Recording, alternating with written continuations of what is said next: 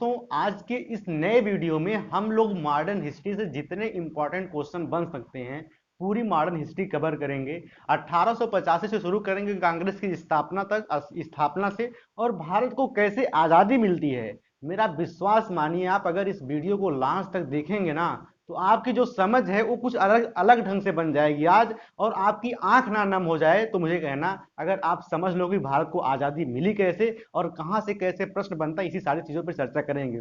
Video को last तक जरूर देखिएगा। 7 से 8 प्रश्न आएंगे इस इस मॉडर्न हिस्ट्री की सीरीज से। मैं पूरे कोशिश करूंगा कि जितनी इंपॉर्टेंट क्वेश्चन बन सकते हैं सारी चीज़ों को कवर करा दूं। वीडियो शुरू करने से पहले एक आप लोगों से थोड़ी दिल की बात कर लें। एक भाई साहब है, वो 2 कमेंट किए। पहला कमेंट वो ये किए कि सर, जो मैंने पॉलिटी का पहला वीडियो बनाया था जिसमें हमने आपको कॉन्स्टिट्यूशनल डेवलपमेंट बताया था कि भारत का संवैधानिक विकास क्या है और कैसे हुआ था, उसमें हमने आपको बताया कि भारत का संवैधानिक विकास 2 तरीके से होता है। एक कंपनी से, जो 1773 से लेकर 1857 की क्रांति तक चलता है। फिर संसद के हाथों में चली जाती है, मतलब सत्ता ब्रिटिश क्राउन के हाथों में चली जाती है, और वहां से कानून आके फाइनली भारत 1947 में आजाद होता है और उसका संविधान बनता है। भाई साहब एक कमेंट करते हैं कि आप पढ़ा रहे हो हिस्ट्री और बता रहे हो पॉलिटी पढ़ा रहे हैं। अरे भैया, आप ये समझो कि भारत का संवैधानिक विकास जो हमने बताया है आप कहीं भी पढ़ोगे। देखो, भारत का संविधान सिर्फ 2 वर्ष 11 माह 18 दिन में नहीं बना है। दरअसल इसके बनने की प्रक्रिया बहुत पुरानी है। हमने आपको बताया कि 1861 का जो भारत शासन अधिनियम था उसमें सबसे पहले अध्यादेश जारी करने की बात करी गई। मतलब वहां का जो गवर्नर था, बल्कि वायसराय उस समय हुआ करता था, वायसराय से भी बढ़िया शब्द सचिव जो हुआ करता था भारत का, उसको ये शक्ति मिली थी कि वो अध्यादेश जारी कर सकता है। और वही हमने चीज बताई, हालांकि उस समय मैं एक गलत पॉइंट भी बोल गया था। भारतीय संविधान के आर्टिकल 123 के तहत ये प्रावधान है कि नहीं कि राष्ट्रपति जो है वो अध्यादेश जारी करके कोई कानून बना सकता है। इसका मतलब यह है कि मान लो संसद के जो दोनों सदन है या संसद अपने बैठक में नहीं है, उसकी सदन में नहीं उपस्थित है, और राष्ट्रपति को लगे कि बहुत जरूरी ऐसा कोई कानून बनाना है, तो बिना बैठक के वो खुद से ही अपना 123 आर्टिकल के तहत कानून बना सकता है। तो भारत के संविधान की बनने की प्रक्रिया दरअसल बहुत पुरानी है, और वही प्रक्रिया हमने पूरी आपको बताई थी। तो भाई साहब जो कमेंट किए थे इलाहाबाद ब्लॉक के नाम से, कुछ उनका चैनल वो है, उन्होंने ये चीज बताई। तो आप पहले समझिए चीजों को, ऐसे मुंह उठा के मत बोल दीजिए कि बस आपको पता नहीं है, पॉलिटी पढ़ा रहे हैं, हिस्ट्री पढ़ा रहे हैं। हमें पता है क्या पढ़ाना है, और आप क्यों कंफ्यूज रहे हैं हमें ये भी पता है। हिस्ट्री में भी ये चीज है, लेकिन हिस्ट्री में भी, मॉडर्न हिस्ट्री में सारी चीज आएंगी। अभी मॉडर्न हिस्ट्री हम लोग पढ़ेंगे तो आपको बताएंगे कहाँ कहाँ कैसी चीजें होती हैं। तो आप इसमें कंफ्यूज नहीं होंगे। दूसरी बात, वो एक कमेंट करते हैं कि आप क्या नाम से ई को 8 लिखे थे। मेरे भाई, ई को हम 8 भले गलती से लिख दिए, लेकिन हम बोले थे ई का 5 होता है। हम बताते बताते थक गए कि ईजोटी आपको याद कराएं, ई का 5 होता है, 20 बार बोले और गलती से मान लो एक बार 8 लिख दिए, तो अभी आपको इतनी बड़ी समस्या आप समझ नहीं पा रहे थे कि ये 5 होगा। और उसके आगे था यच, तो यच को 8 लिखा था, और उसी के समझ के वो 5 उसको भी 8 लिख दिया था मैंने। ये चीज आप लोग समझिए। क्रिटिसाइज करने की कोई बहुत मतलब नहीं है। आप लोगों के पास 7-8 दिन है, जितनी टॉपिक बता रहा हूं, मेरा नहीं समझ में आ रहा है तो लूसेंट से पढ़ो, जितनी टॉपिक पढ़ा रहा हूं उसे कवर करो। आज मॉडर्न हिस्ट्री देखने के बाद मेरा विश्वास मान लो कि देखना कैसे प्रश्न बनते हैं मॉडर्न हिस्ट्री से, कहां से बनते हैं, सारी ही चीजें आपकी क्लियर हो जाएंगी। वीडियो को लास्ट तक जरूर देखिएगा। चलिए अब शुरू करते हैं मॉडर्न हिस्ट्री की क्लास। देखो भैया, मॉडर्न हिस्ट्री में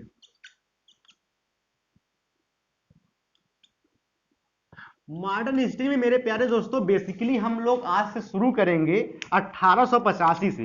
1885 से यानी कि कांग्रेस की स्थापना से 1947 तक चलेंगे। इसमें जो जो इंपॉर्टेंट डेट है, जहां से भी प्रश्न बनते हैं, सारी टॉपिक कवर करेंगे।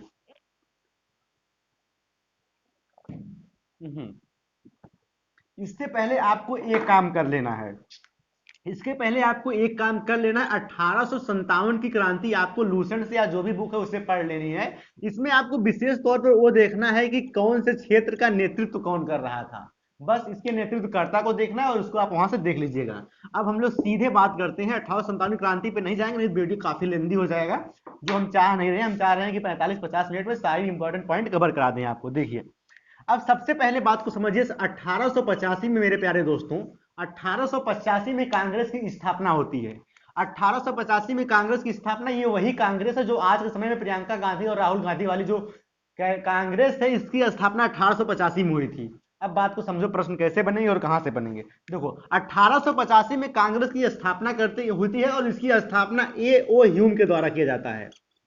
ए ओ ह्यूम के द्वारा। ये एक ब्रिटिश थे। देखो समस्या ये थी कि इसके पहले तक अंग्रेज इतना इतना मतलब बेहुदापन करते थे कि वो हम लोगों से डायरेक्ट बात ही नहीं करते थे। तो कांग्रेस की स्थापना वास्तव में इसलिए की गई थी कि हम उनसे बात करवाएं और अपनी बात रख पाएं, अपनी मांग रख पाएं। अच्छा, ए ओ ह्यूम है, ये ब्रिटिश है। लेकिन देखो जैसे इस समय होता है कि मान लो कोई होटल वगैरह आप लोगों के गांव में बनता है, तो उसमें क्या करते हैं, विधायक से लाके फीता कटवा देते हैं। क्यों कटवाते हैं? क्योंकि अगर कोई बाद में समस्या हो तो विधायक जी संभाल लेंगे। उसी तरह से ये जो कांग्रेस की स्थापना हो रही है, ये सिर्फ ब्रिटिश के द्वारा इसका एक तरह से इवेनुग्रेशन कराया जा रहा है, इसका उद्घाटन कराया जा रहा है। लेकिन इसमें साथ थे, इसके साथ और कौन थे? इसके साथ दादा भाई नौरोजी थे। मूल रूप से भारतीय में दादा भाई नौरोजी थे, ये आपको याद रखना है। अब देखो, अब उसके बाद क्या होता है, किसी को पता नहीं था कि ये कांग्रेस इतनी बड़ी पार्टी बन जाएगी जो आगे बनती है। देखो प्रश्न सबसे पहले अब कहां से बनेंगे। सबसे पहले इसकी जो 4 बैठक होती हैं, वो 4 बैठक में आपकी कहां होती है, उसका नेतृत्व, उसका अध्यक्ष कौन होता है, ये आपको 100% याद होना चाहिए। सबसे पहले 1885 में, 1885 में, 1886 में, 1887 में और 1888 में। देखो ये कहां पे बैठक होती है और कौन ये शुरुआत की 4 अध्यक्षता करता है, ये आपको एकदम जुबान पे होना चाहिए। देखो सबसे पहले 1885 में बॉम्बे में होती है बैठक। उसके बाद 1886 में कोलकाता में होती है। और उसके बाद 1887 में मुंबई में होती है। और फिर 1888 में आज का जो प्रयागराज है, ये तब इलाहाबाद हुआ करता था, इलाहाबाद में होती है। देखो सबसे पहले 1885 में बॉम्बे में होती है। इसको तुमको याद बहुत जरूरी है, याद रखना इसको ऐसे। देखो BKMA, BKMA, बॉम्बे, कोलकाता, मुंबई और इलाहाबाद। BKMA से याद रखना है तुमको कि चारों मीटिंग कहां पे होती है। उसके बाद इसकी अध्यक्षता कौन करता है? सबसे पहले जो 1885 में होती है, इसकी अध्यक्षता व्योमेश चंद्र बनर्जी करते हैं, WC बनर्जी। उसके बाद क्या नाम से 1886 की अध्यक्षता दादा भाई नौरोजी करते हैं, दादा भाई नौरोजी करते हैं। उसके बाद 1887 की अध्यक्षता बदरुद्दीन तैयबजी करते हैं, बदरुद्दीन तैयबजी। और उसके बाद 1888 की जो अध्यक्षता होती है वो जॉर्ज यूल करते हैं। देखो प्रश्न कैसे बनेगा। सबसे पहले प्रश्न पूछेगा कि कांग्रेस की स्थापना कब हुई, आपका उत्तर होगा 1885 में। उसके बाद पूछेगा कांग्रेस की स्थापना किसने की, आपका उत्तर होगा बताइए कौन, ए ओ ह्यूम। उसके बाद पूछेगा कांग्रेस की पहली बैठक कब हुई, 1885 में, कहां हुई, मुंबई में, अध्यक्षता कौन किया, बिमल चंद्र बनर्जी। बिल्कुल कंफर्म होना चाहिए। पूछेगा कि दूसरी बैठक कोलकाता वाली में अध्यक्षता किसने किया था, आपको उत्तर होगा दादा भाई नौरोजी। दादा भाई नौरोजी से एक प्रश्न और बनता है कि किस भारतीय स्वतंत्र संग्राम सेनानी को ग्रैंड ओल्ड मैन कहा जाता है, आपका उत्तर होगा दादा भाई नौरोजी। आपसे प्रश्न पूछेगा कांग्रेस का पहला मुस्लिम अध्यक्ष कौन था, आपका उत्तर होगा बदरुद्दीन तैयबजी। आपसे प्रश्न पूछेगा कांग्रेस का कौन सबसे पहला ब्रिटिश अध्यक्ष था, आपका उत्तर होगा जॉर्ज यूल। इससे इतने प्रश्न कांग्रेस से बनेंगे, इसको आप इतना नोट कर लीजिए, आपके दिमाग में होना चाहिए कि पहले ये 4 बैठक कहां पे होती हैं, बॉम्बे में, कोलकाता में, मुंबई में, इलाहाबाद में। इसकी पहले व्योमेश चंद्र बनर्जी, दादा भाई नौरोजी, बदरुद्दीन तैयबजी, जॉर्ज यूल, ये पहले इंग्लिश थे, ये पहले क्या नाम से आपके मुस्लिम थे। अच्छा अगर पूछता है कि पहले पारसी कौन थे, तो आपका उत्तर होगा दादा भाई नौरोजी। दादा भाई नौरोजी पहले पारसी अध्यक्ष थे। ये इतने क्वेश्चन बन सकते थे कांग्रेस की स्थापना और उससे रिलेटेड। आगे सुनिए, आगे देखिए कहां से प्रश्न बनेंगे। उसके बाद क्या होता है, उसके बाद होता ये है, अब हम लोग सीधे आते हैं 1905 में। देखो 1905 क्यों इंपॉर्टेंट है। 1905 में मेरे प्यारे ये दोस्तों ये होता है कि बंगाल का विभाजन कर देते हैं ये लोग एक कानून बना के बंगाल का विभाजन कर देते हैं। 1905 में बंगाल का विभाजन कर देते हैं। करते ये हैं, देखो कि ये मान लो अगर भारत है,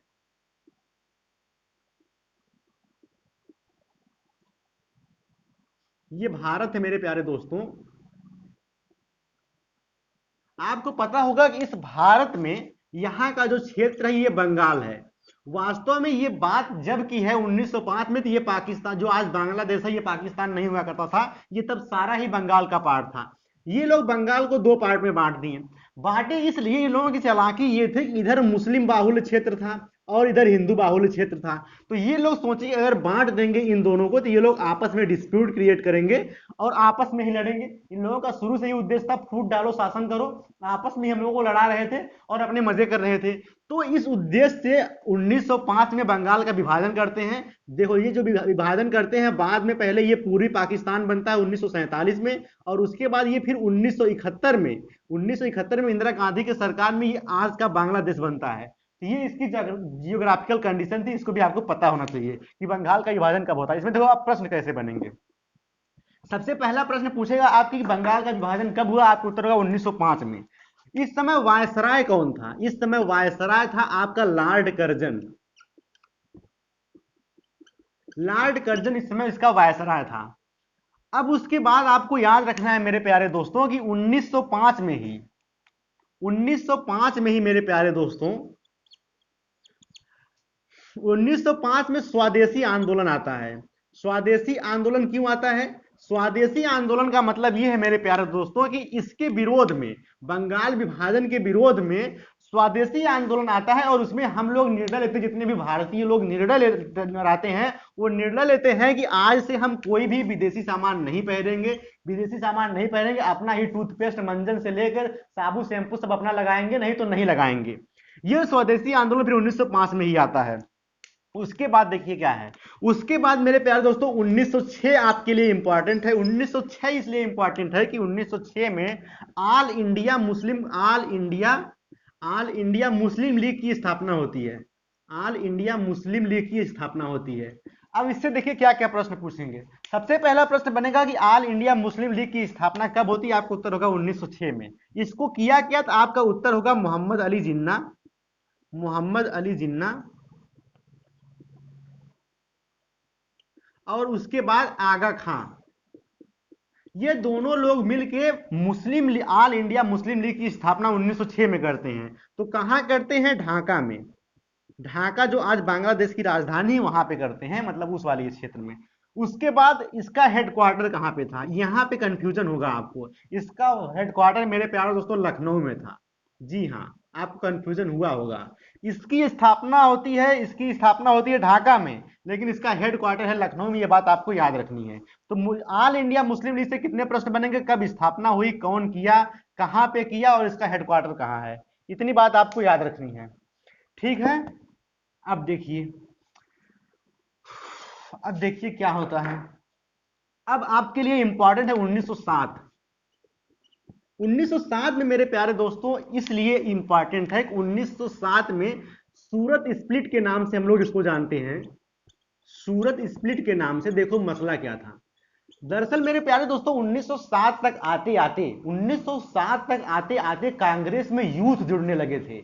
और यूथ जुड़ने लगे थे जब, तो उनमें विचारधारा अलग होने लगी। देखो तब भी मतभेद था, मन भेद नहीं था। हमारे और आपके मत अलग हो सकते हैं, लेकिन मन भेद नहीं होना चाहिए, जो हमारे क्रांतिकारियों में ऐसी चीज नहीं थी। लेकिन देखो समस्या क्या होती है कि 1907 में ये होता है कि इस कांग्रेस में कुछ युवा जुड़ते हैं, यूथ जुड़ते हैं, जो वो कहते हैं कि साले हम वैसे ही बात करेंगे जैसे वो लोग करते हैं। अगर सीधे नहीं मानते और टेढ़े मारेंगे, मतलब लड़ाई होगी, बंदूक से चलेगी, गोली चलेगी, जैसे वो लोग मानते हैं वैसे हम लोग ही मारेंगे। और जम के लड़ाई करने के उद्देश्य से ये लोग इसमें यूथ शामिल होते हैं। लेकिन आपको पता है कि इसमें जितने भी नेता थे उसमें कुछ शांत मतलब नरम दल के भी थे। वो लोग चाहते थे कि नहीं ये बात गलत है, हम लोग अपने मतलब नरम दल पे चलेंगे, शालीनता से अहिंसा, अहिंसा से आजादी की राह तक पहुंचेंगे, ये बात थी। लेकिन 1907 में मेरे प्यार दोस्तों कांग्रेस का विभाजन हो जाता है, कांग्रेस का स्प्लिट हो जाता है 1907 में। इसकी अध्यक्षता कर रहे होते हैं रास बिहारी बोस। इसकी अध्यक्षता करते हैं रास बिहारी बोस। रास बिहारी बोस इसकी अध्यक्षता करते हैं मेरे प्यारे दोस्तों। और इसी के तहत 1907 में मेरे प्यारे दोस्तों जो है कांग्रेस दो पार्ट में बच जाती है, एक नरम दल और एक गरम दल। देखो गरम दल में कौन कौन होता है, तो गरम दल में आप लोग शुरू से ही पढ़े होंगे, लाल, बाल और पाल। लाल, बाल, पाल जो है, लाल से लाला लाजपत राय, बाल गंगाधर तिलक, बिपिन चंद्र पाल। और नरम दल में उस समय गोपाल कृष्ण गोखले इसकी मतलब इसके हेड हुआ करते थे। तो 1907 में आपको याद रखना है कितने प्रश्न पूछेंगे बनेगा। सबसे पहला प्रश्न बनेगा कि कांग्रेस का विभाजन कब हुआ, आपको उत्तर होगा 1907। अध्यक्षता कौन कर रहा था, रास बिहारी बोस। गरम दल में कौन थे, लाला लाजपत राय, बाल गंगाधर तिलक, बिपिन चंद्र पाल। नरम दल में कौन थे, गोपाल कृष्ण गोखले। इतने प्रश्न बनेंगे आपके 1907 से। अब देखो उसके बाद से कहां से प्रश्न बनेंगे। अब उसके बाद 1909 में हम लोग आते हैं। 1909 में मेरे प्यारे दोस्तों आपको याद रखना है, 1909 में मार्ले मिंटो अधिनियम आता है, जो हमने आपको कॉन्स्टिट्यूशनल डेवलपमेंट में बताया था। 1909 में मार्ले मिंटो अधिनियम आता है और इसी के तहत सांप्रदायिक निर्वाचन की मान्यता भारत में कानून बना के दे दी जाती है। यानी कि सांप्रदायिक निर्वाचन की मान्यता दे दी जाती है। देखो जो पाकिस्तान के अलग बनने की मांग है उसकी शुरुआत दरअसल यहीं से होती है। और उसमें यह होता है जबकि मुस्लिम बाहुल्य क्षेत्र में मुस्लिम अध्यक्ष होता था, मतलब वहां का लीडर मुस्लिम होता था, तो हिंदू का ख्याल नहीं रखता था। और यहीं से क्रिएट होती है पाकिस्तान के आगे बढ़ने की मांग। तो आपको 1909 का मार्ले मिंटो अधिनियम याद रखना है, इसमें सांप्रदायिक निर्वाचन की शुरुआत होती है। आपको ये प्रश्न, ये पॉइंट बहुत इंपॉर्टेंट रूप से याद रखना है। 1909 के बाद 1911 आपको याद रखना है। 1911 में देखो क्या क्या खास बातें हुई। 1911 में मेरे प्यारे दोस्तों दिल्ली दरबार लगता है। दिल्ली दरबार लगता है। दिल्ली दरबार के लिए मेरे प्यारे दोस्तों जो चीफ गेस्ट थे वो थे जॉर्ज पंचम। जॉर्ज पंचम क्या नाम से ब्रिटिश के थे, जो चीफ गेस्ट थे वो इस समय आए थे। 1911 में दिल्ली दरबार लगा था। देखो इसमें क्या क्या खास बात हुई, कहां से प्रश्न पूछेगा। सबसे पहले प्रश्न पूछेगा कि भारत की राजधानी भारत की राजधानी 1911 में ही दिल्ली बनाई गई। उसके पहले तक 1911 के पहले तक भारत की राजधानी कोलकाता हुआ करती थी। 1911 में दिल्ली दरबार लगा और उसी के तहत ये अपनी राजधानी कोलकाता से उठाकर दिल्ली लाए, कोलकाता से हटाकर दिल्ली लाए। सबसे पहला प्रश्न आपसे यही पूछेगा कि भारत की राजधानी नई दिल्ली कब बनी। आपका उत्तर होगा 1911 में। इसके पहले कौन थी, आपको उत्तर होगा कोलकाता। इसका इस समय वायसराय कौन था, आपको याद करना है, लॉर्ड हर्डिंग। ये भी आपको याद रखना, वैसे पूछेगा नहीं, ये तो काफी गहरी बात है, लेकिन याद रख लेना, वैसे दिमाग में रहेगा, सही है। और उसके बाद उसी के तहत ये लोग क्या करते हैं, हम लोगों को एक मतलब वो की तरह बेवकूफ बनाने के लिए कहते हैं कि 1905 में जो हम बंगाल विभाजन किए थे उसको रद्द कर देते हैं। अबे ये कोई पेंसिल से लिखा है क्या जो मिटा दोगे, पूरा बांट दिए, मुस्लिम लीग बन गई, अपने में कितने लोग संघर्ष किए, कितनी समस्याएं आई, और एक शब्द कह दिया 1905 के कांग्रेस वो बंगाल विभाजन को रद्द कर रहे हैं। ये सब लोग सिर्फ एक तरह से देखो अभी कैसे चीजें उलझ रही हैं सामने। अभी आपको कैसे आजादी मिलती है ये समझना आपके लिए बहुत जरूरी है। सारे प्रश्न देखो हम टॉपिक वाइज बता रहे हैं, कैसे सीक्वेंस में चल रहे हैं। 1885 से 1885 से शुरू किए हैं और परिस्थितियां कैसे बन रही हैं धीरे धीरे, उसको समझते चलिए। अब तक हम लोग आ गए हैं 1911 तक। अब देखो और प्रश्न अब उसके बाद कहां से बनेंगे। मेरे प्यारे दोस्तों आपको एक चीज और याद रखनी है, एक डेट 1913। 1913 में क्या होता है, ये क्यों खास है, इसको समझो। मेरे प्यारे दोस्तों 1913 में गदर पार्टी की स्थापना होती है। बहुत इंपॉर्टेंट है गदर पार्टी। गदर पार्टी का नाम आप लोग सुने होंगे। गदर पार्टी की स्थापना मेरे प्यारे दोस्तों कौन करता है, तो उत्तर होगा लाला हृदयलाल।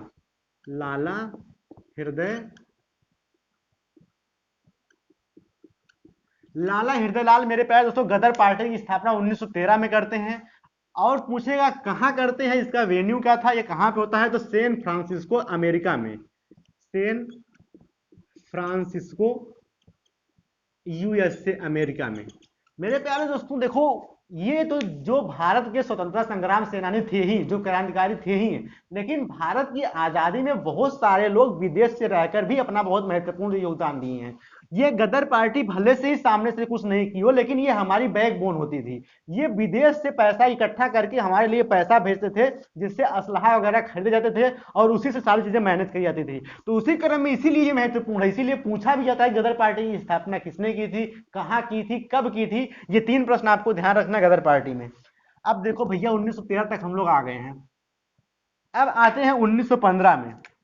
1915 में मेरे प्यारे दोस्तों आपको याद रखना है कि 9 जनवरी 1915 को महात्मा गांधी दक्षिण अफ्रीका से भारत आते हैं। और इसीलिए 9 जनवरी को हर साल प्रवासी भारतीय दिवस मनाया जाता है, क्योंकि 9 जनवरी 1915 को महात्मा गांधी दक्षिण अफ्रीका से भारत आए थे। तो यहां से एक प्रश्न बनता है कि महात्मा गांधी भारत दक्षिण अफ्रीका से कब आए थे? आपका उत्तर होगा 1915 में। अब देखो 1915 के बाद आपके लिए सबसे इंपॉर्टेंट है 1916। 1916 क्यों इंपॉर्टेंट है? देखो 1916 में क्या क्या खास बातें हुई। अब 1916 में खास बातें ये हुई कि जो बंगाल जो कांग्रेस का विभाजन हुआ था नरम दल और गरम दल में, और उसके साथ ही साथ जो मुस्लिम लीग की स्थापना हुई थी, इसमें अपना बहुत महत्वपूर्ण योगदान देते हैं बाल गंगाधर तिलक। ये लोगों को समझाते हैं और लोगों को समझा के एक मिलाने का प्रयास करते हैं, और इसीलिए इसको लखनऊ पैक्ट के भी नाम से जाना जाता है। 1916 को 1916 को मेरे प्यारे दोस्तों लखनऊ पैक्ट के नाम से भी जाना जाता है, लखनऊ पैक्ट के नाम से। देखो इसमें होता क्या है, इसमें दो बातें होती हैं। पहली बात यह थी कि जो 1905 1906 में 1906 में जो ऑल इंडिया मुस्लिम लीग की स्थापना हुई थी, और 1907 में जो सूरत का स्प्लिट हुआ था नरम दल और गरम दल में, ये दोनों मिल जाते हैं, ये दोनों मिल जाते हैं। और इसकी अध्यक्षता अंबिका चरण मजमूदर करते हैं। अंबिका चरण, ये आपको याद रखना, इसकी अध्यक्षता अंबिका चरण मजमूदर करते हैं। लखनऊ में इसका अधिवेशन होता है। इसके तहत 1906 की जो मुस्लिम लीग थी और 1907 का जो नरम दल और गरम दल टूटा था कांग्रेस का, ये दोनों लोग मिल जाते हैं आपस में। ये बात थी 1916 की। इसमें बहुत महत्वपूर्ण योगदान बाल गंगाधर तिलक और एनी बेसेंट दोनों लोग ने मिलके इन दोनों को आपस में मिलाया था। इसके बाद ही 1916 से एक प्रश्न और बनता है जो बहुत महत्वपूर्ण है। ये इतनी चीज आपको याद हुई, आपको याद होना चाहिए, मतलब कि तीनों प्रश्न 1916 से। 1916 में एक महत्वपूर्ण काम ये होता है मेरे प्यारे दोस्तों, होम रूल लीग की स्थापना। देखो बाल गंगाधर तिलक कितना काम कर रहे हैं, उधर लाके उन दोनों को मिलवा रहे हैं, और उसके लिए इन्होंने फिर 1916 में ही होम रूल लीग की स्थापना की। होम रूल लीग की स्थापना की कहां पे की? तो पुणे में की थी। और उसके बाद होम रूल लीग की स्थापना पुणे में की थी, और उसके बाद में आके इससे जुड़ती है एनी बेसेंट। एनी बेसेंट बाद में आके जुड़ती हैं, और ये होम रूल लीग की स्थापना करती हैं कहां बताओ? मद्रास में। बाद में आके एनी बेसेंट जुड़ती हैं। अब देखो ये क्यों क्यों होम रूल लीग की स्थापना क्यों करते हैं? अपनी बात को लोगों तक पहुंचाने के लिए, अपने साथ लोगों को जोड़ने के लिए। इसी क्रम में मेरे प्यारे दोस्तों ये बाल गंगाधर तिलक दो पत्रिका भी लॉन्च करते हैं। पहले का नाम है केसरी और दूसरे का नाम है मराठा। मेरे प्यारे दोस्तों आपको यह समझना, ये जो केसरी है ये मराठा भाषा में है, मराठी में है। और जो ये मराठा है ये इंग्लिश भाषा की पत्रिका थी। आपको समझना होगा, ये मराठा समझ के मराठी मत मार दीजिएगा। मराठी इंग्लिश में है, केसरी मराठी भाषा में है। और एनी बेसेंट भी दो पत्रिका लॉन्च करती है। एक का नाम है कॉमन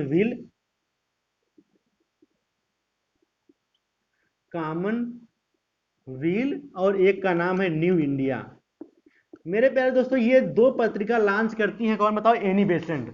तो 1916 से आपको ये पॉइंट आपके दिमाग में होना चाहिए। इसके बाद हम लोग आते हैं 1917 में। 1917 में क्या होता है? 1917 में मेरे प्यारे दोस्तों 1917 में क्या होता है कि चंपारण आंदोलन होता है। अब देखो महात्मा गांधी का युग आ गया है, चंपारण आंदोलन होता है। सबसे पहला आंदोलन है महात्मा गांधी का। ये देखो बिहार में एक जिला है चंपारण, और उसमें था कि उसमें एक तीनकठिया प्रणाली हुआ करती थी। किसानों को शोषित किया जाता था। उसका फंडा ये था कि अगर आपके पास 10 कट्ठा जमीन है तो उसमें से आपको 3 कट्ठा जमीन पर नील की खेती करना अनिवार्य होगा। और नील की खेती इतनी खतरनाक होती थी कि जिस खेत में एक बार बो दी जाती थी वो उसको बंजर ही कर देती थी, क्योंकि उसकी जो सोर होती है, जिसको आप लोग जो सोर होती है ना, वो काफी बड़ी होती थी, तो उसकी उर्वरता को कम करती थी। इसी के खिलाफ महात्मा गांधी सबसे पहले 1917 में तिनकठिया प्रणाली को खत्म करने के लिए चंपारण आंदोलन करते हैं, और इसमें इन्हें सफलता भी मिलती है। तो आपसे प्रश्न पूछेगा कि चंपारण आंदोलन किसने किया था? आपको तो महात्मा गांधी। कब किया था? 1917 में। बस आपको यहां से 2 पॉइंट यही याद रखनी है। उसके बाद 1917 के बाद 1917 के बाद मेरे प्यारे दोस्तों 1918 में आपको याद रखना है अहमदाबाद अहमदा अहमदाबाद मिल मजदूर आंदोलन। देखो इसका मसला क्या था। अहमदाबाद में मेरे प्यारे दोस्तों मजदूरों को उनकी मतलब जो दिहाड़ी होती है, उनकी जो तनख्वाह होती है, नहीं मिल रही थी। उसी क्रम में उसके बाद 1917 के बाद 1918 में ही महात्मा गांधी अहमदाबाद मिल मजदूर आंदोलन करते हैं। यहां से प्रश्न पूछता है कि इसी में सबसे पहले महात्मा गांधी जी भूख हड़ताल पे बैठे थे। भूख हड़ताल का मतलब हंगर स्ट्राइक पे पहली बार बैठे थे। तो आपसे प्रश्न पूछता है कि सबसे पहले महात्मा गांधी भूख हड़ताल पे कब बैठे, तो आपका उत्तर होगा अहमदाबाद मिल मजदूर आंदोलन में। यह प्रश्न पूछता है 1918 से। अब देखो हम लोग कहां तक पहुंच गए हैं, 1918 तक पहुंच गए। 1919 में क्या होता है? 1919 में मेरे प्यारे दोस्तों 1919 में ये होता है कि एक एक्ट पास होता है जिसका नाम होता है रोलेट एक्ट। मेरे प्यारे दोस्तों रोलेट एक्ट क्या था? रोलेट एक्ट को काला कानून भी कहा जाता है।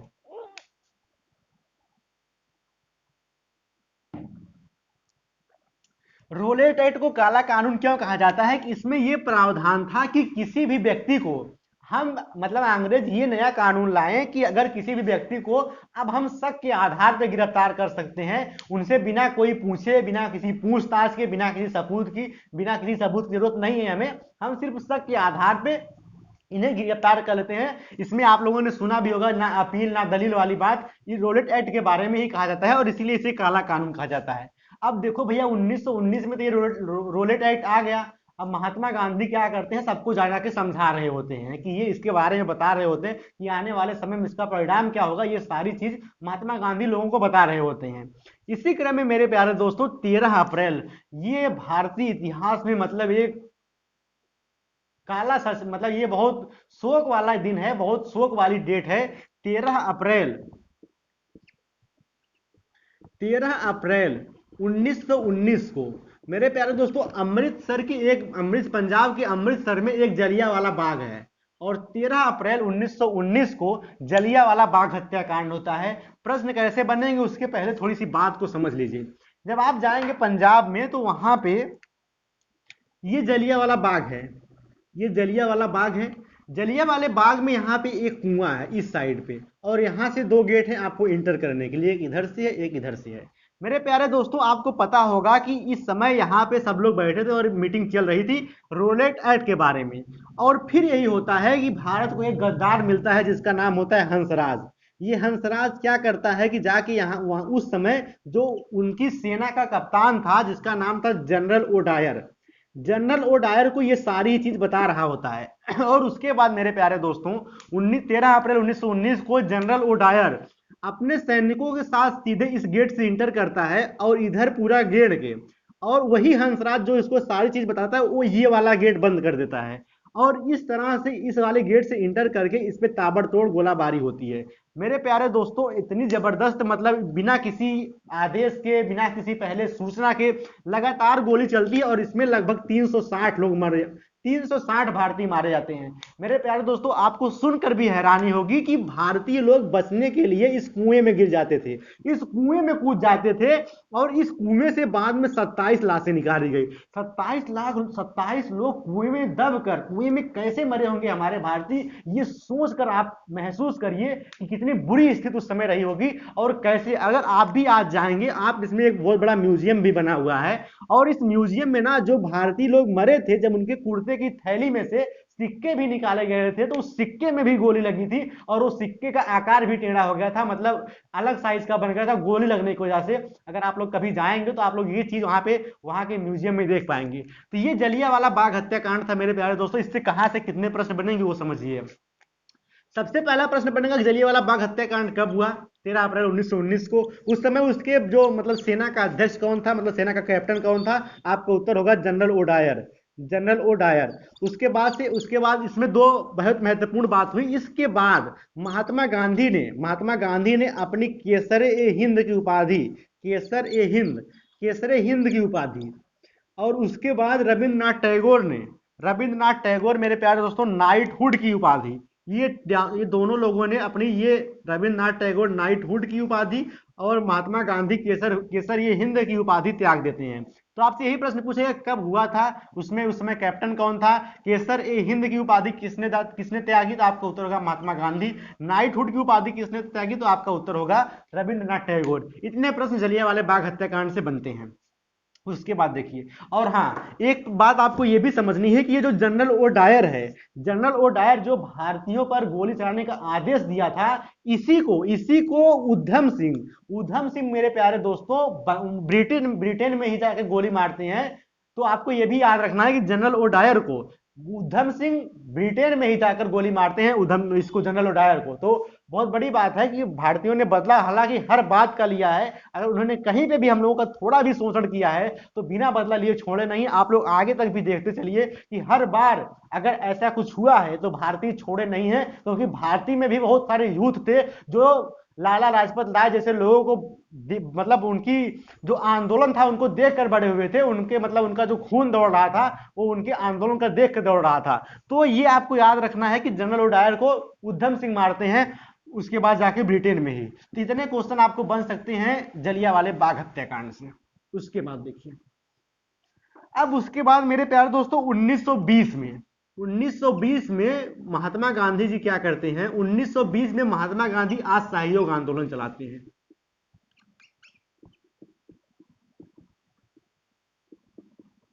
1920 में मेरे प्यारे दोस्तों महात्मा गांधी असहयोग आंदोलन चलाते हैं। तो आपसे प्रश्न पूछेगा कि असहयोग आंदोलन कब स्टार्ट हुआ था, 1920 में किसने स्टार्ट किया था, महात्मा गांधी।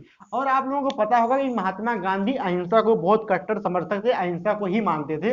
वो मानते थे कि वायोलेंस नहीं होना चाहिए, विद्रोह नहीं होना चाहिए, ऐसी चीजें ना हो। तो इसके लिए ये असहयोग आंदोलन मेरे प्यारे दोस्तों 2 साल तक चलता है। और 4 फरवरी 1922 को 4 फरवरी 1922 को चौरी चौरा कांड होता है। ये चौरी चौरा जो स्थान है गोरखपुर में है मेरे प्यारे दोस्तों, गोरखपुर के जो लोग होंगे वो जानते होंगे।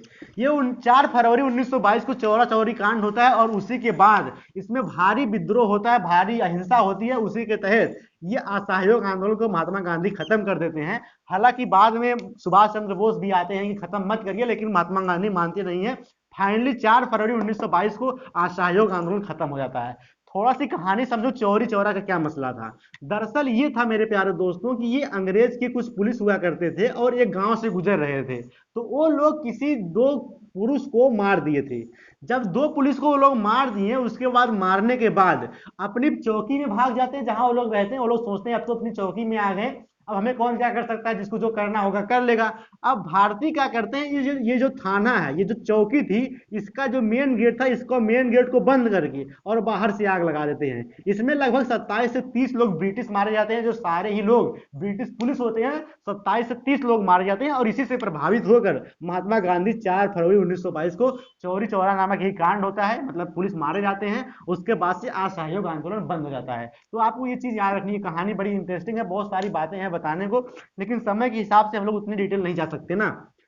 1922 तक हम लोग पहुंच गए। अब देखो उसके बाद क्या होता है। 1922 के बाद मेरे प्यारे दोस्तों आपको याद रखना 1923। 1923 में मेरे प्यारे दोस्तों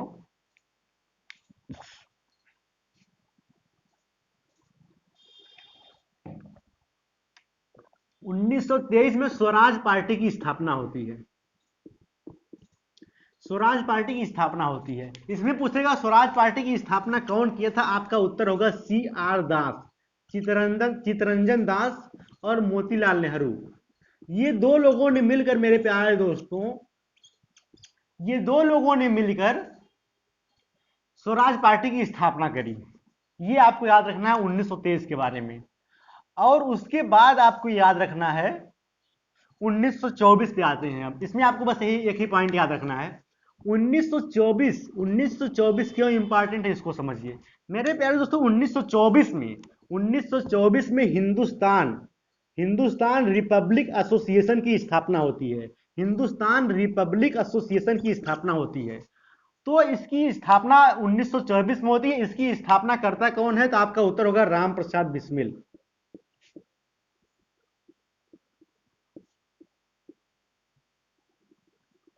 मेरे प्यारे दोस्तों 1924 में हिंदुस्तान रिपब्लिक एसोसिएशन की स्थापना होती है।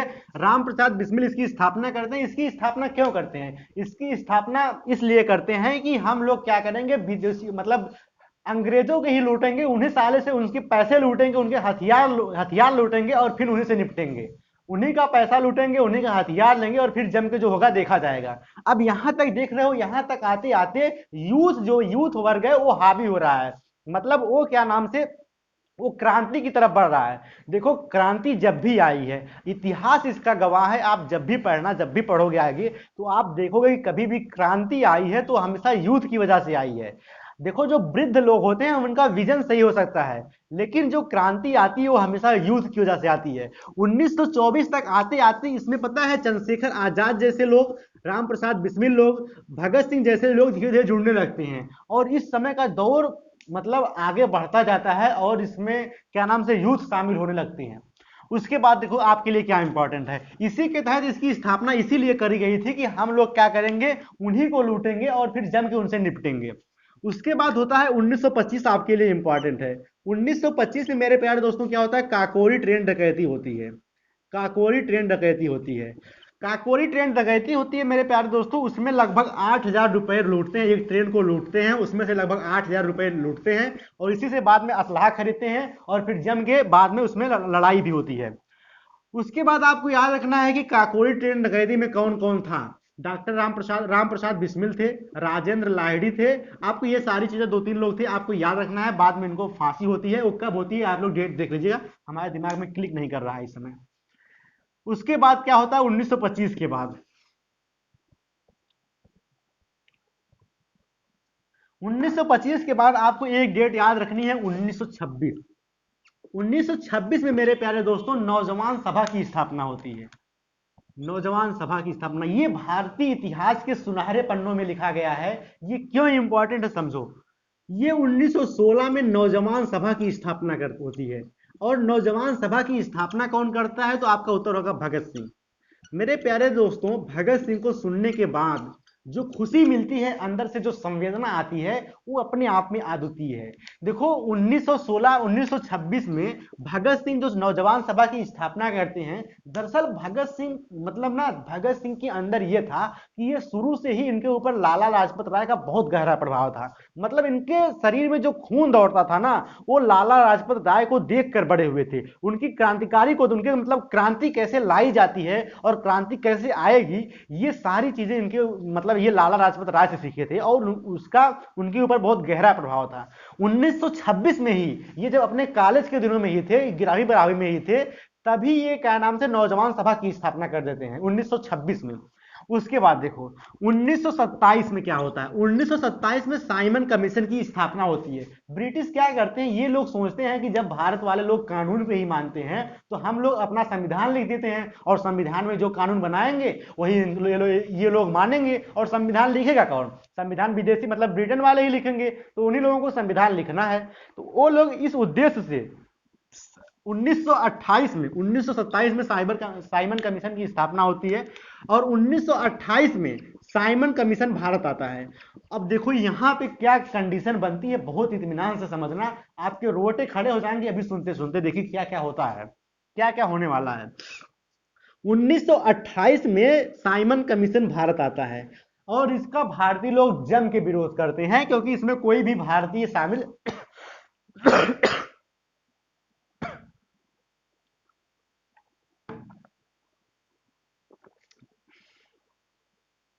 क्योंकि मेरे प्यारे दोस्तों इसमें कोई भी भारतीय शामिल नहीं होता है। देखो लाहौर जेल होता है और ये लाहौर जेल से ही ये एंट्री करते हैं। मतलब साइमन कमीशन के जो सदस्य थे वो लाहौर जेल के पास आते हैं और यही लाहौर जेल के पास ही जो है आंदोलन कर रहे होते हैं भारतीय लोग और नारे लगाते हैं Simon commission go back. Simon commission go back का नारा लगाते हैं और इसी समय मेरे प्यारे दोस्तों लाला लाजपत राय भी इसका विरोध कर रहे होते हैं और बहुत बुरी घटना होती है। अंग्रेज लोग जबरदस्ती लाठीचार्ज कर देते हैं और जानकर लिखो, लाठीचार्ज से मरना नहीं होता है, लेकिन वो लोग जान के लाला लाजपत राय के सर पे कई लाठियां मार दे और मेरे प्यारे दोस्तों अंततः लाला लाजपत राय की डेथ हो जाती है। कब होती है, 1928 में। किसके लिए होती है, साइमन कमीशन के विरोध में होती है और पुलिस द्वारा लाठी लगने की वजह से होती है। अब इतनी बड़ी समस्या आई भारत के सामने कि पूरा भारत इससे जूझ रहा था और उसको ये समझ नहीं आ रहा था कि अब क्या होगा। पूरा भारत एकदम मतलब एकदम उपद्रव के मूड में आ गया था, पूरा एग्रेसिव हो गया था। अब लाला लाजपत राय की डेथ हुई, बहुत मतलब बहुत बहुत गंभीर स्थिति आ गई थी भारत के सामने। उसके बाद होता यह है कि मेरे प्यारे दोस्तों, हमने आपको पहले भी बताया है कि भगत सिंह के जो मतलब नसों में खून दौड़ रहा था वो लाला लाजपत राय को देखकर दौड़ रहा था। लाला लाजपत राय को देखने के मतलब इसके बाद, इनकी डेथ के तुरंत बाद मेरे प्यारे दोस्तों, होता यह है कि 1929 में ही सैंडर्स केस होता है, सैंडर्स हत्याकांड होता है। दरअसल ये समय इस समय देखो जलियांवाले बाग हत्याकांड का जो पुलिस का कैप्टन कौन था, जनरल ओडायर। इस समय पुलिस का कैप्टन कौन था वो ब्रिटिश कैप्टन था, सैंडर्स उसका नाम था। वही आदेश देता है यहाँ पे लाठीचार्ज करने का। अब होता ये है कि 1929 में ये लाहौर जेल है, ये लाहौर जेल है। तो इस लाहौर जेल में सैंडर्स आ रहा होता है और इसी को मारने के लिए भगत सिंह भगत सिंह और चंद्रशेखर आजाद दोनों लोग आते हैं इसी सैंडर्स को मारने के लिए। लेकिन दुर्भाग्य सही नहीं था, दुर्भाग्य था, भाग्य सही नहीं था। सैंडर्स के अलावा सैंडर्स नहीं आता है, उसकी जगह पे दो दूसरे ब्रिटिश अधिकारी आते हैं। भगत सिंह और चंद्रशेखर आजाद दोनों लोग साथ होते हैं और मतलब वो फायरिंग करते हैं और ये दोनों लोग मारे जाते हैं। ये लोग समझते हैं सैंडर्स है, लेकिन सैंडर्स उसमें नहीं होता है। जम के गोलाबारी करते हैं और ये दोनों लोग मर जाते हैं। ये दोनों लोग को मारने के बाद ये दोनों लोग फरार हो जाते हैं, चंद्रशेखर आजाद भी और उसके बाद भगत सिंह भी। लेकिन इन दोनों के मरने के बाद ब्रिटिश वाले इतना उपद्रव मचा दिए कि उन लोगों के दिमाग में बस एक ही सवाल होता था कि भगत सिंह को बता दो, चंद्रशेखर आजाद को बता दो कहां है, हम तुम लोगों को छोड़ देंगे। मतलब भारतीयों को बहुत बुरी तरीके से प्रताड़ित कर रहे थे, कहीं पे जिंदा जला दे रहे हैं, कहीं पे मार रहे हैं, पीट रहे हैं। लेकिन कोई जाने तो एक इंटरेस्टिंग बात समझो चंद्रशेखर आजाद के बारे में। चंद्रशेखर आजाद जो थे मेरे प्यारे दोस्तों, वो एकदम बहुमुखी प्रतिभा के धनी थे। जो कहते हैं ना कि आप लोग पढ़े होंगे बहुत पहले से उनकी कहानियां कि आजाद था, आजाद हूं और आजाद रहूंगा। चंद्रशेखर आजाद इतने बहुमुखी प्रतिभा के धनी थे कि तुम्हारे सामने से 5 मिनट बाद आएंगे, 5 मिनट पहले आए और फिर 5 मिनट बाद तुम्हारे सामने से निकल जाएंगे, पहचान नहीं पाओगे यही चंद्रशेखर आजाद है। इतना जबरदस्त मेकअप करते थे। चार लोग बैठे हैं ब्रिटेन वाले, मतलब अंग्रेज बैठे हैं, सामने से आए, बगल से कट कूट के निकल लिए, जान ही नहीं पाए। कई बार तो ऐसा हुआ कि दिन में ही कट्टा सटा के निकाल लाते थे क्रांतिकारियों को जेल से बाहर। ऐसी धनी थी, ऐसे प्रतिभा के धनी थे चंद्रशेखर आजाद। मतलब तुम इमेजिन नहीं कर सकते कि कितनी बेहतरीन बेहतरीन तरीके से वो चीजों को मैनेज करते थे और उनके साथ काफी यूथ भी उनको फॉलो करता था। इसके बाद क्या होता है 1929 में, जब ये सैंडर्स वाला मामला होता है, ये दोनों लोग भाग जाते हैं। उसके बाद फाइनली भगत सिंह डिसाइड करते हैं कि हम अपने आप को सरेंडर कर दे रहे हैं, क्योंकि वायलेंस बहुत ज्यादा विद्रोह हो रहा है, बहुत ज्यादा लोगों को प्रताड़ित किया जाता है। लेकिन इस उद्देश्य से नहीं किए थे कि हम पकड़े जाएंगे तो हमें फांसी होगी। बात यह थी कि इन्हें तो कोई देखा नहीं था मारते हुए, ना किसी के पास कोई प्रूफ था कि भगत सिंह और चंद्रशेखर आजाद मारे हैं उन लोगों को, दोनों ब्रिटेन के जो अधिकारी थे। लेकिन ये लोग क्या करते हैं कि इस लाहौर वाले जेल में धुआं वाला बम फेंकते हैं और धुआं वाला बम फेंक के अपना सरेंडर कर देते हैं कि मतलब 1 साल 2 साल जेल होगी और जेल होने के बाद फिर हम छूट जाएंगे। और भगत सिंह इसीलिए भी अपने आप को सरेंडर भी करते हैं क्योंकि पूरा देश जान चुका होता है कि भगत सिंह ने ही लाला लाजपत राय के विरुद्ध का बदला लिया है और 2 ब्रिटिश अधिकारियों को मारा है। तो इन्हें पता होता है कि 1 साल जेल में रहने के बाद जब हम जेल से बाहर निकलेंगे तो हमारे पास बहुत बड़ा यूथ साथ होगा, तो हम उस चीजों को आसानी से कर ले जाएंगे, आजादी को बहुत कम समय में पा लेंगे। लेकिन मामला इसके विपरीत होता है। होता यह है कि सारे जो ब्रिटिश वाले होते हैं उनका उद्देश्य ये होता है कि भगत सिंह को कैसे भी करके बचने नहीं देना है। मामला सैंडर्स हत्या केस में इनके पास कोई गवाह नहीं था। लेकिन होता यह है कि फिर वही होता है कि भारत को एक गद्दार मिलता है जो भगत सिंह के खिलाफ गवाही देता है और फाइनली 24 मार्च 1931 को मेरे प्यारे दोस्तों भगत सिंह को फांसी की डेट आ जाती है। मतलब मैं तो क्या बताऊं, जब मैं ये पढ़ता हूं, सच बता रहा हूं, दिल की बात यार, मतलब आंसू आ जाते हैं, रुकते ही नहीं है। अभी समझना क्या कंडीशन बनती है। होता यह है कि 24 मार्च 1931 को मेरे प्यारे दोस्तों इनके फांसी की डेट आ जाती है। मतलब 24 मार्च 1931 को आपको फांसी होगी। लेकिन इनको फांसी होती है 23 मार्च को ही फांसी दे जाती है, 23 मार्च 1931 को। ये हिंदुस्तान के इतिहास में, हमारे पूरे भारतीय इतिहास में ये काला दिन है, ये पूरा शोक वाला दिन है। क्यों है, समझो बात को मेरे प्यारे दोस्तों। इनको मारने के लिए, इनको फांसी देने के लिए पूरा देखो सबको पता था, सब लोग इसके अगेंस्ट थे। यहां तक कि एक बात और समझो, होता ये है कि 2 मार्च 2 मार्च 1931 के बाद से मेरे प्यारे दोस्तों भगत सिंह को सबसे मिलने के लिए मना कर दिया जाता है। 2 मार्च को लास्ट बार उनकी मां मिलती हैं उनसे, और जब उनकी मां उनसे मिलती हैं तो जब उनसे लास्ट टाइम उनकी मुलाकात होती है तो वो कहती है उनकी मां कि भगत सिंह मेरे लाल, मेरे सपूत, मैं तुमसे आज वही शब्द सुनना चाहता हूं जो आज पूरा हिंदुस्तान का युवा वर्ग, पूरा हिंदुस्तान तुमसे सुनना चाहता है। और उसी समय भगत सिंह कहते हैं इंकलाब जिंदाबाद। उसी समय इंकलाब जिंदाबाद कहते हैं, उसी समय। ये मतलब लास्ट टाइम की बात है, ये बात है 2 मार्च 1931 के। इसके बाद उनसे कोई नहीं मिलेगा। उनकी मां कहती हैं कि बेटा बेटा तुम तो चले जाओगे, लेकिन मैं तुमको पहचानूंगी कैसे जब तुम दोबारा आओगे कभी तो।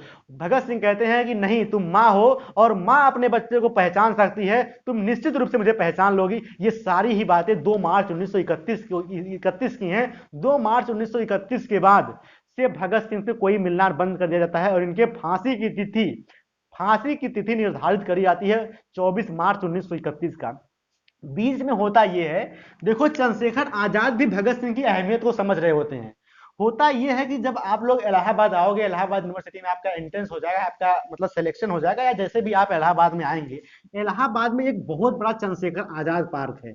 चंद्रशेखर आजाद ये पूरा मतलब 100% डिसाइड कर चुके होते हैं कि जाएंगे हम जाएंगे, साला पूरा लाहौर जेल को धुआं धुआं कर देंगे, चाहे कुछ हो जाएगा, उसके बाद मुझे विदेश ही जाना पड़ेगा क्या से, लेकिन मैं भगत सिंह को छुड़ा के लाऊंगा। ये उनका 100% डिसाइड कर चुके होते हैं। और उसी में देखो, ये बात लगभग है 27 फरवरी को। बात को समझो बहुत ध्यान से, कोरिलेट करो, इतना मजा आएगा समझने के बाद, फिर लास्ट तक आप याद करोगे कि कहीं भी मॉडर्न हिस्ट्री की एक क्लास ली थी हमने भी।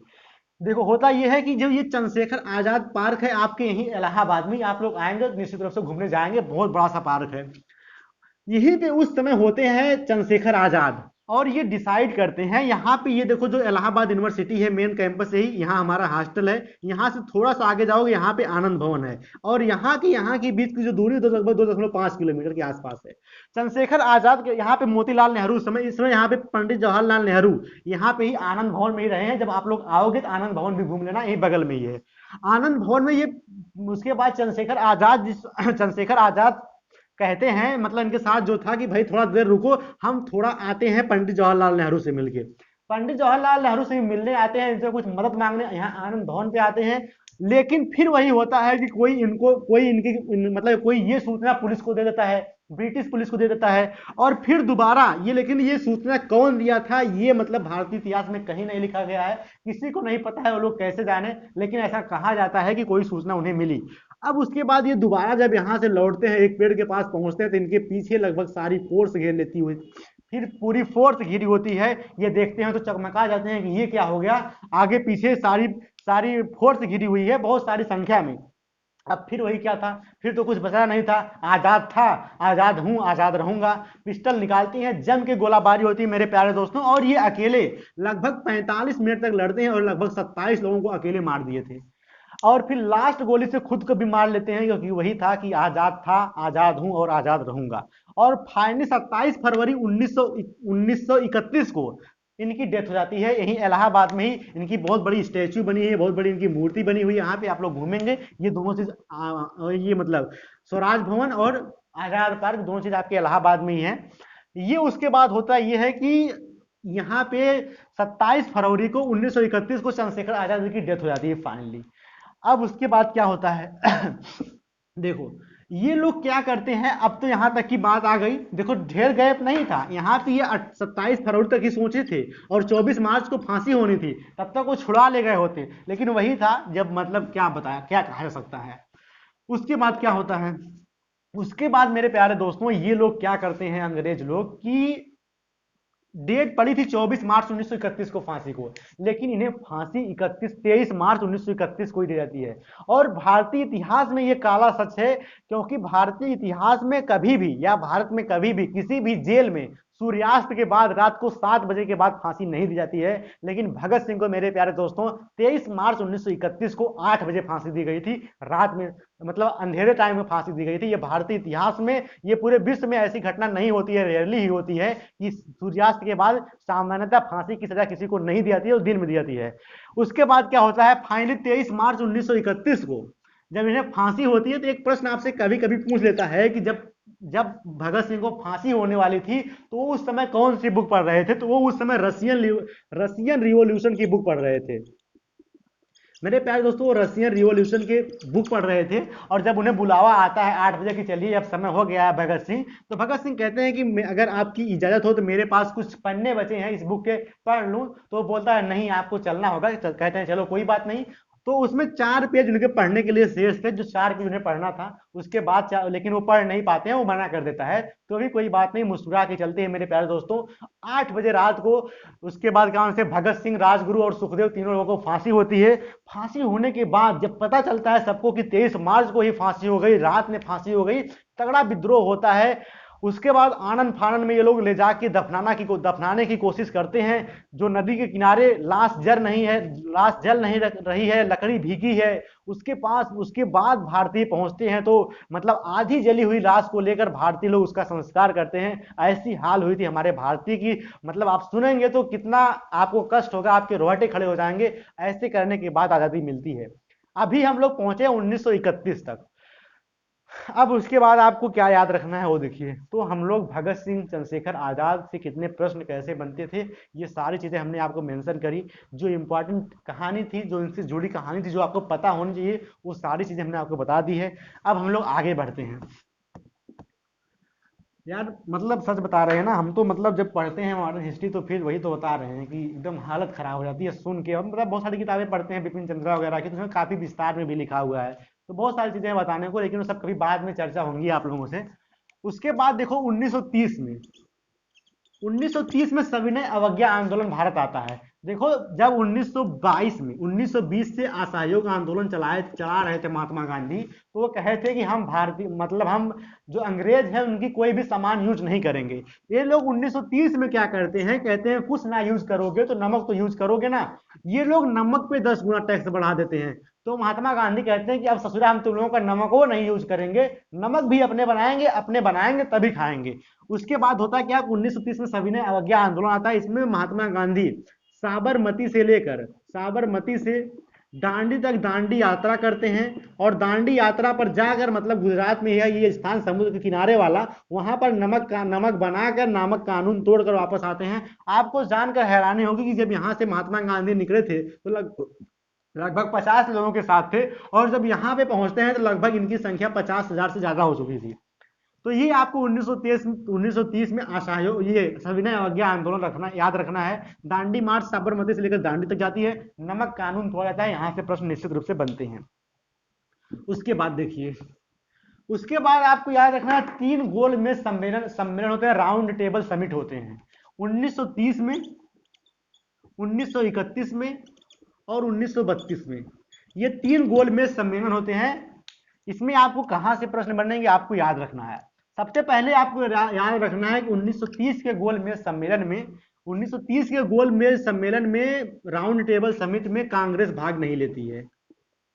ये कांग्रेस भाग नहीं लेती है। 1931 के दूसरे गोल मेज सम्मेलन में कांग्रेस भाग लेती है, और इसका प्रतिनिधित्व करते हैं आपके महात्मा गांधी जी। और इसी समय 1931 के ही राउंड टेबल समिट में महात्मा गांधी को अंग्रेजों ने अर्धनग्न फकीर कहा था। ये बात भी आपको याद रखनी है। इसके साथ साथ ये सरोजिनी नायडू भी गई थी दूसरे राउंड टेबल समिट में। ये कहां होती थी, ब्रिटेन में होती थी। उसके बाद 1932 में भी फिर कांग्रेस भाग नहीं लेती है।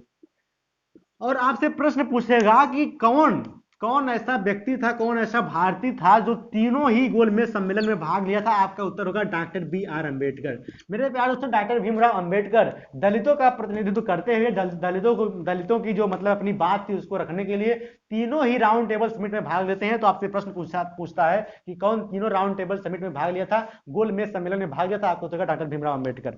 यहां से इतने प्रश्न बनते हैं। 1932 तक हम लोग पहुंच गए हैं। 1932 के बाद 1932 के बाद आपको बहुत ज्यादा पढ़ना नहीं है, लगभग हम लोग खत्म के कगार पे हैं। 1932 के बाद मेरे प्यारे दोस्तों आपको एक डेट याद रखनी है, 1935 में भारत शासन अधिनियम आता है, वो चीज हमने आपको पहले बता दी थी। अब आपको याद रखना है 1942। 1942 से मेरे प्यारे दोस्तों क्रिप्स मिशन भारत आता है। क्रिप्स मिशन भारत आता है, इसका क्या मतलब था, क्या इसकी सीन था, इसको समझो। देखो मेरे प्यारे दोस्तों, भाई 1939 से लेकर 1945 तक क्या चला था बताओ। 1939 1945 तक क्या था? Second world war.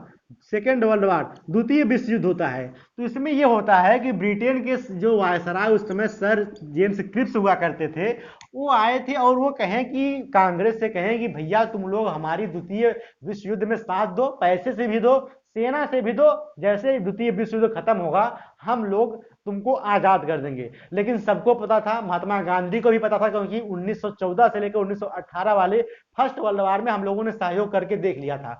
और इसी को क्रिप्स मिशन को ही Mahatma Gandhi post dated cheque कहते हैं। ये आपके प्रश्न, आपके क्वेश्चन में पूछा है कई बार आपके एग्जाम में, post dated cheque. Post dated cheque किसको कहते हैं? तो क्रिप्स मिशन को कहते हैं। कौन कहता है? महात्मा गांधी कहते हैं। ये प्रश्न आपसे बनते हैं क्रिप्स मिशन से। और उसके बाद मेरे प्यारे दोस्तों फाइनली क्या होता है कि 9 अगस्त से भारत छोड़ो आंदोलन चालू होता है। भारत छोड़ो आंदोलन चालू होता है। इसी में महात्मा गांधी करो या मरो का नारा देते हैं। करो या मरो का नारा देते हैं। करो या मरो का नारा देते हैं। और उसके बाद मेरे प्यारे दोस्तों, इसी के बाद भारत छोड़ो आंदोलन के बाद 1946 में कैबिनेट मिशन भारत आता है। और कैबिनेट मिशन भारत आने के तहत ही भारतीयों को अपना संविधान बनाने की आज़ादी मिल जाती है। और इसी के तहत माउंटबेटन योजना के तहत पाकिस्तान का बंटवारा होता है। और फाइनली 15 अगस्त 1947 को भारत आज़ाद हो जाता है। ये इसकी आज़ादी से जुड़े जितने भी प्रश्न बन सकते थे, ये सारे ही प्रश्न हमने आपको मेंशन करा दिए हैं। आपको एक चीज और, यहाँ पे ये जो भारत छोड़ो आंदोलन है, इसमें लगभग 50,000 लोग गिरफ्तार हुए थे और लगभग 10,000 लोग मारे गए थे। उसके बाद भारत को आजादी मिली है। तो जितने क्वेश्चन बन सकते थे, जितने आपके बन सकते थे, हमने सारी चीजों को कवर करा दी। मेरे प्यारे दोस्तों, वीडियो को अच्छे से देखिएगा और समझिए वास्तव में क्या कंडीशन थी और भारत को कैसे आजादी मिली थी। देखते हैं, अगर 10-5 मिनट और समय होगा तो आपको रिवीजन करा देंगे, नहीं तो फिर उसके बाद यहीं पे रोकना पड़ेगा समय के हिसाब से। समय 56 मिनट हुआ है, मतलब अभी पढ़ाया जा सकता है 5 मिनट। देखो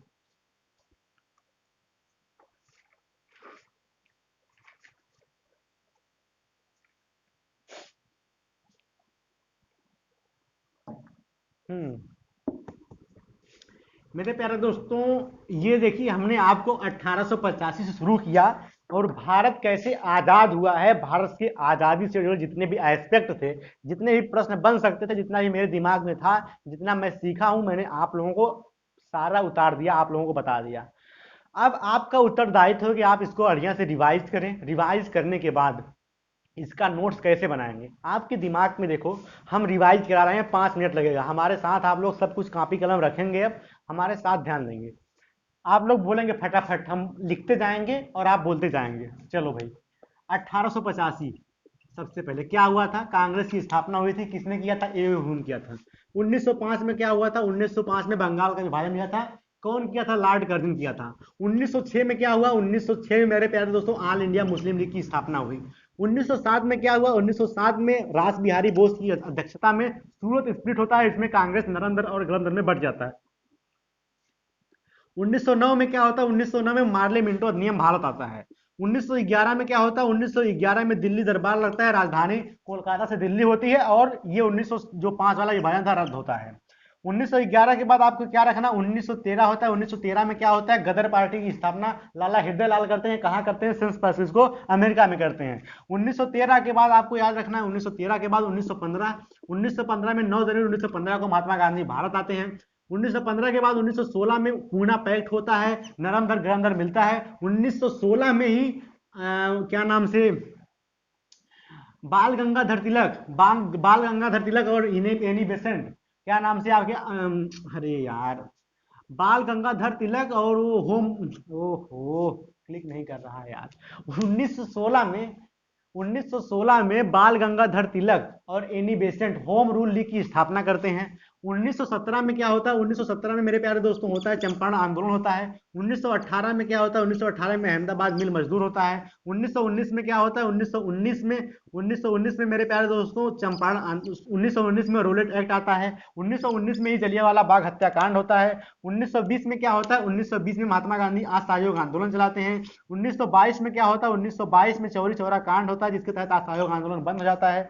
उसके बाद देखो 1922 के बाद 1922 के बाद 1923 में क्या होता है, 1923 में मेरे प्यारे दोस्तों स्वराज पार्टी की स्थापना सी आर दास और मोतीलाल नेहरू करते हैं। 1924 में क्या होता है, ऑल इंडिया एसोसिएशन की स्थापना होती है, राम प्रसाद बिस्मिल करते हैं। 1925 में क्या होता है, 1925 में काकोरी ट्रेन डकैती होती है। 1927 में क्या होता है, 1927 में मेरे प्यारे दोस्तों साइमन कमीशन का गठन होता है। 1928 में क्या होता है, 1928 में साइमन कमीशन भारत आता है। 1930 में क्या होता है, 1930 में मेरे प्यारे दोस्तों सविनय अवज्ञा आंदोलन भारत आता है, दांडी मार्च निकालते हैं और नमक कानून तोड़ने की समाप्ति करते हैं। 1930 1930 1930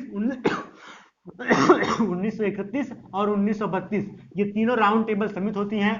तीनों का प्रतिनिधित्व डॉक्टर भीमराव अंबेडकर करते हैं। कांग्रेस सिर्फ 1931 दूसरे में भाग ली थी जिसमें महात्मा गांधी गए थे। उसके बाद 1935 में भारत शासन अधिनियम आता है। 1940 1900 उसके बाद 1942 में क्रिप्स मिशन भारत आता है, क्रिप्स मिशन। उसके बाद 9 अगस्त 1942 को भारत छोड़ो आंदोलन आता है। उसके बाद क्या होता है कि 1946 में कैबिनेट मिशन भारत आता है। उसके बाद माउंट बेटन योजना 1947 में आती है जिसके तहत भारत 15 अगस्त 1947 को आजाद हो जाता है।